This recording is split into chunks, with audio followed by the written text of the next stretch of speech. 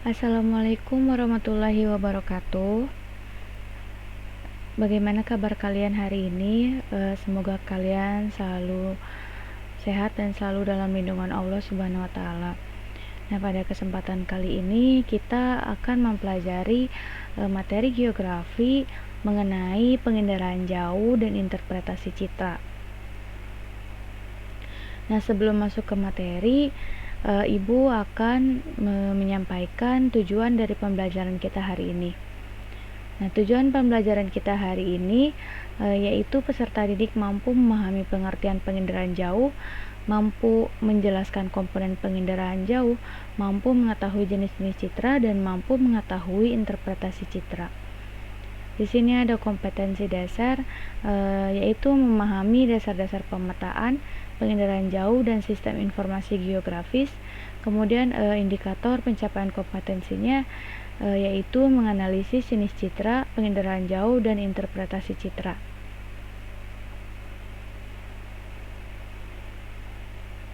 Langsung saja kita ke materi pertama mengenai penginderaan jauh. Nah, penginderaan jauh dikenal dengan istilah inderaja. Penyebutan ini berasal dari istilah remote sensing. Menurut Avery, penginderaan jauh merupakan aktivitas untuk dapat mengidentifikasi dan menganalisis objek atau kenampakan dengan menggunakan sensor pada posisi pengamatan daerah kajian.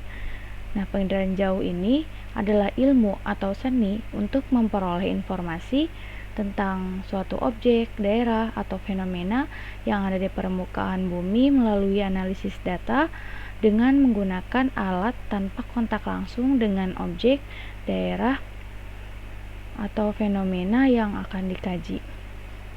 Tujuan dari penginderaan jauh adalah untuk mendapatkan data dan informasi dari citra foto dan non-foto dari berbagai objek di permukaan bumi yang direkam atau digambarkan oleh alat pengindera.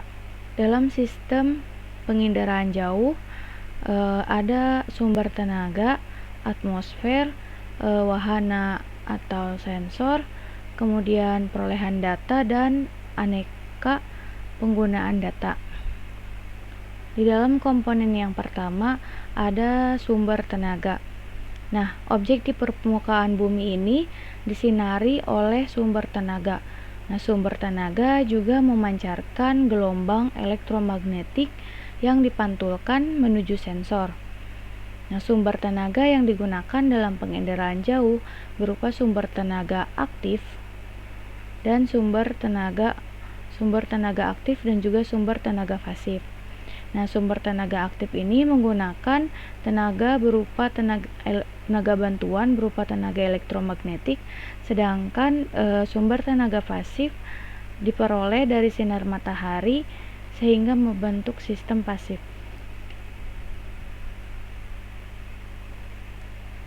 Nah, kemudian komponen yang kedua ada atmosfer. Nah, atmosfer ini berfungsi meneruskan cahaya atau gelombang elektromagnetik sehingga objek dapat memantulkannya kembali. Nah, atmosfer ini merupakan lapisan udara yang menyelimuti bumi. Pada prosesnya, sebelum sumber tenaga mengenai objek, energi tersebut merambat melalui atmosfer terlebih dahulu. Namun, atmosfer ini memiliki sifat selektif pada panjang gelombang tersebut dan hanya sebagian kecil saja tenaga elektromagnetik yang mencapai permukaan bumi dan dapat dimanfaatkan dalam sistem penginderaan jauh. Komponen berikutnya yaitu ada sensor. Nah, sensor ini berfungsi untuk alat perekam objek. Nah, kemampuan sensor dalam menangkap gambar suatu objek disebut resolusi spasial. Makin baik kualitas sensor yang digunakan, maka resolusi spasialnya semakin tinggi. Kemudian ada wahana. Nah, wahana ini adalah alat yang digunakan untuk membawa sensor atau alat perekam disebut wahana. Nah, wahana yang digunakan seperti pesawat terbang, satelit, balon udara. Nah, saat ini sudah dikembangkan perekam objek menggunakan pesawat kecil tanpa awak yang dikenal dengan sebutan drone.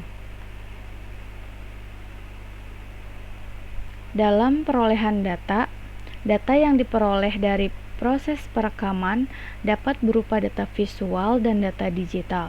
Nah, visual ini disebut juga data analog dalam bentuk gambar. Data digital merupakan hasil perekaman dalam bentuk angka dan menunjukkan nilai kecerahan dari setiap piksel. Kemudian ada penggunaan data.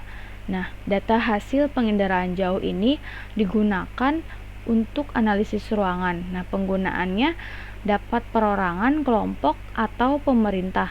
Nah, contohnya dapat dilihat dari bidang militer, bidang pemetaan kependudukan, dan juga meteorologi dan klimatologi.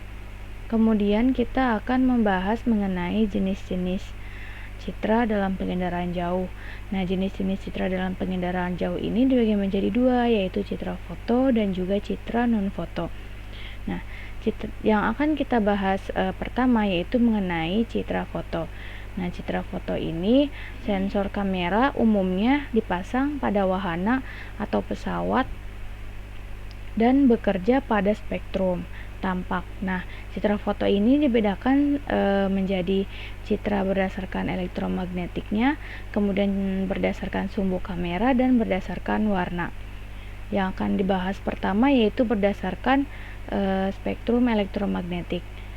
Berdasarkan spektrum elektromagnetik ada foto ultraviolet. Nah, foto ultraviolet ini merupakan foto yang dibuat menggunakan spektrum ultraviolet dekat dengan panjang gelombang 0,29 mikrometer. Nah, foto ini sangat baik untuk mendeteksi tumpahan minyak di laut, batuan kapur, dan jaringan aspal, dan lain-lain. Kemudian ada foto pankromatik hitam putih. Nah, warna pada objek serupa dengan warna pada objek aslinya. Resolusi spasialnya halus dan digunakan di dalam bidang pertanian, kehutanan, perencanaan kota dan wilayah. Kemudian ada foto pankromatik berwarna. Nah, foto pankromatik berwarna ini adalah foto yang menggunakan seluruh spektrum tampak pada mata mulai dari warna merah hingga ungu. Kemudian ada foto ortokromatik. Nah, foto ortokromatik ini adalah foto yang dibuat dengan menggunakan spektrum tampak dari saluran biru hingga hijau 0,4 sampai 0,56 mikrometer. Nah, foto ini bermanfaat untuk studi pantai. Kemudian ada foto inframerah hitam putih.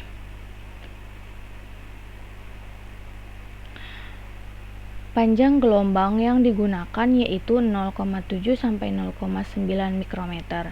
Pantulan vegetasi bersifat unik karena berasal dari bagian dalam vegetasi, sehingga baik untuk membedakan jenis vegetasi sehat dan tidak sehat. Kemudian ada foto inframerah berwarna, mempunyai karakteristik yang sama dengan foto inframerah hitam putih.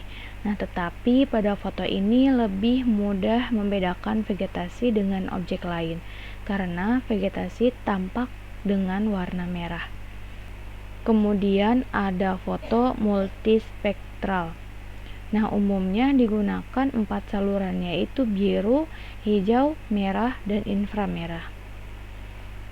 Kemudian kita akan membahas citra foto berdasarkan sumbu kamera yang digunakan. Yang pertama ada foto udara vertikal. Nah, foto udara vertikal ini yaitu foto udara yang dibuat dengan kamera tegak lurus atau condong 1-4 derajat terhadap permukaan bumi. Kemudian ada foto udara condong. Nah, foto udara condong ini adalah foto udara yang dibuat dengan posisi kamera menyudut terhadap garis tegak lurus permukaan bumi. Kemudian ada foto udara sangat condong. Nah, foto udara sangat condong ini yaitu foto udara yang dibuat dengan posisi kamera menyudut sangat besar sehingga tampak cakrawala pada fotonya. Kemudian ada citra foto berdasarkan warna. Yang pertama ada foto inframerah warna atau warna semu. Nah, pada foto warna semu, objek berwarna tidak sama dengan objek yang direkam. Contohnya, objek vegetasi aslinya, warna aslinya yaitu berwarna hijau, sedangkan pada foto inframerah warna atau warna semu akan berwarna merah. Jadi yang warna merah ini adalah vegetasi dan yang bukan warna merah itu bukan vegetasi. Kemudian ada foto warna asli. Nah, foto warna asli ini foto aslinya dan juga foto citra sama. Nah, tadi sudah kita bahas mengenai citra foto. Nah, sekarang kita akan membahas mengenai citra non-foto. Nah, citra non-foto diperoleh dari rekaman sensor non-kamera pada wahana atau satelit yang digunakan penyiam atau scanner. Nah, alat penyiam dipasang pada wahana seperti satelit yang beroperasi di angkasa. Citra non-foto yang pertama yaitu ada penginderaan jauh non-fotografi, sistem radar, dan sistem gelombang mikro. Penginderaan jauh non-fotografi menggunakan gelombang mikro dibedakan menjadi sistem aktif dan sistem pasif. Nah, sistem aktif ini menggunakan radio dan radar yang memanfaatkan gelombang mikrosensor. Nah, sistem ini mendeteksi objek dari informasi jarak yang dipancarkan oleh suatu benda atau kenampakan, sedangkan sistem pasif ini menggunakan gelombang mikro alami. Nah, sensor yang digunakan berupa radiometer dan penyiam. Prinsip pasif sangat lemah, oleh karenanya membutuhkan proses interpretasi lebih rumit. Kemudian yang kedua ada penginderaan jauh sistem satelit. Nah, citra satelit ini diperoleh dengan melakukan perekaman objek di permukaan bumi pada ketinggian lebih dari 400 km. Nah, wahana yang digunakan berupa satelit. Resolusi merupakan kemampuan sistem optik elektronik untuk membedakan informasi spasial. Makin tinggi resolusi suatu citra, maka tingkat kedetailannya semakin tinggi. Nah, resolusi spasial ini merupakan kemampuan sensor merekam objek terkecil pada piksel citra. Selain resolusi spasial, suatu citra memiliki resolusi temporal. Resolusi temporal ini berkaitan dengan frekuensi perekaman ulang satelit di daerah sama pada rentan waktu yang tertentu. Resolusi temporal rendah memiliki masa liputan lebih dari 16 hari. Resolusi temporal sedang mempunyai masa liputan 4-16 hari. Sedangkan resolusi temporal tinggi kurang dari 24 jam sampai 3 hari. Kemudian yang ketiga ada penginderaan jauh sistem termal. Nah, sistem ini memanfaatkan pancaran suhu yang dikeluarkan benda untuk mengindera objek. Nah, sensor yang digunakan berupa sensor termal. Hasil rekaman sensor termal menghasilkan citra inframerah, termal, dan non-citra. Nah, karakteristik dari citra yang dihasilkan tergantung pada suhu dan daya pancar objek. Nah, sekarang Ibu akan memberikan contoh citra hasil penginderaan jauh dari tugas mata kuliah Ibu. Di sini ada citra SRTM.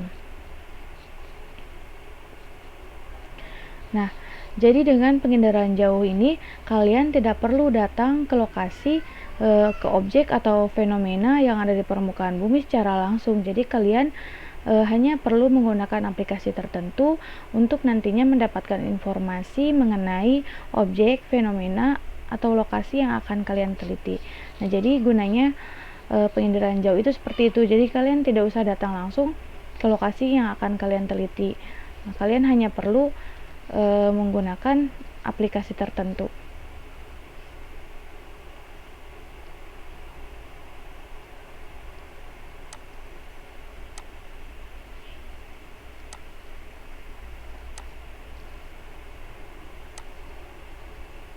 Ini kesimpulan dari pembahasan materi kali ini, yaitu penginderaan jauh adalah ilmu dan seni untuk memperoleh informasi tentang objek, daerah, atau gejala dengan cara menganalisis data yang diperoleh dengan menggunakan alat tanpa kontak langsung terhadap objek, daerah, atau gejala yang dikaji. Nah, sedangkan citra ini adalah gambaran rekaman suatu objek. Sekian pemaparan materi dari Ibu, kurang lebihnya mohon maaf. Wassalamualaikum warahmatullahi wabarakatuh.